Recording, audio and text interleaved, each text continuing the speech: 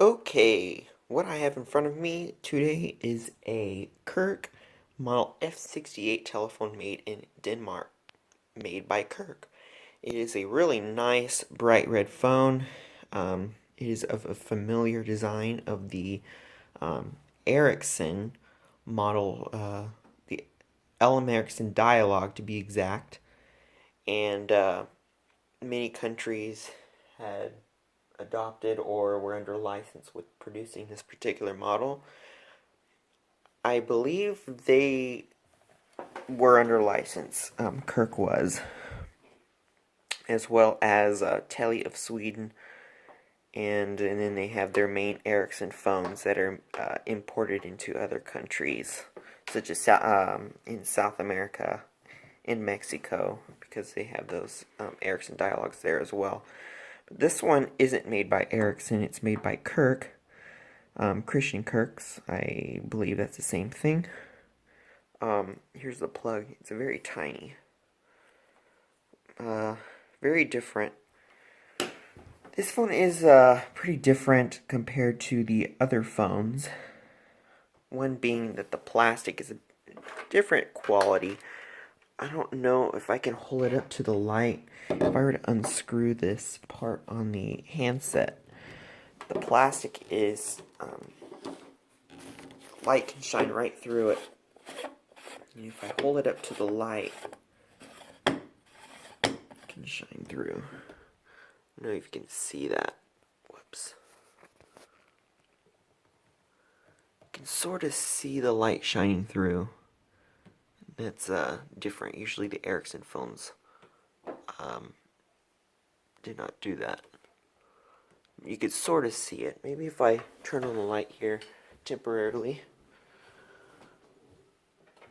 There you go, that's better. As you can see.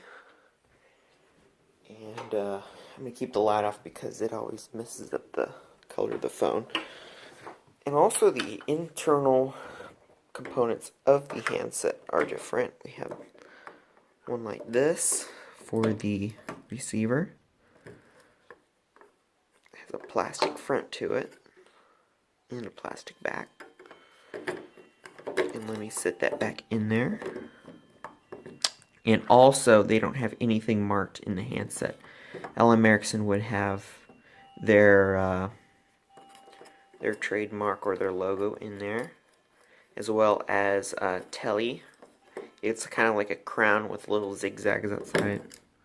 Let's see if I can stick this on in here. There we go. So this really definitely isn't an Ericsson phone, but it's definitely would be under license, because obviously you would have some lawsuits if you decided to make a similar design and not do that. But there's the handset. They also have black or grayish cords on here, which I think is kind of a neat, kind of like a charcoal gray, which I think is neat. And we also have the Danish alphabet. In America, these phones were imported for use, and we had, A, B, C, D, E, F, G, H, I, J, K, L, and all the way up to just 0. We didn't use Z.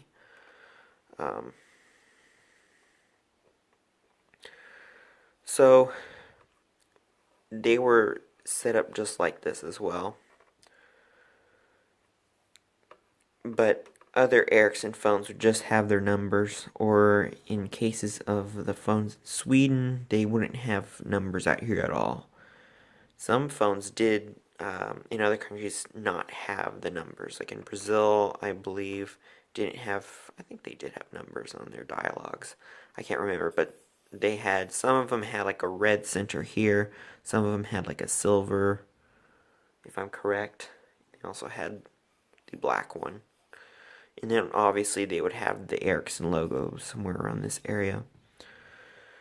Plungers, sometimes they're this, I believe these are nylon. These translucent plungers, in some countries had them where they were clear. So there's a look at the phone. It's dirty. It's not a messy phone. It's not a phone that needs not a project phone, I would say. It's just a quick clean and polish and it'll be done. Definitely needs a polish because it's so dull on this side.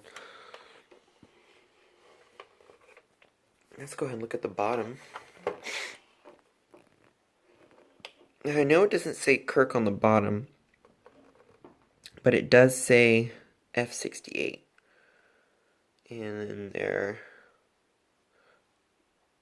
company there. I don't know how to pronounce it. I'm not going to try. And then we have G&T Automatic. It's pretty much the same. It's from 1977 as stamped right there.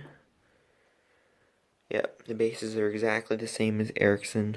They're definitely under license. Yeah, it's a pretty good phone. Also, the one major thing different about this phone is that it has a pretty fast dial. And it has an interesting sound to it.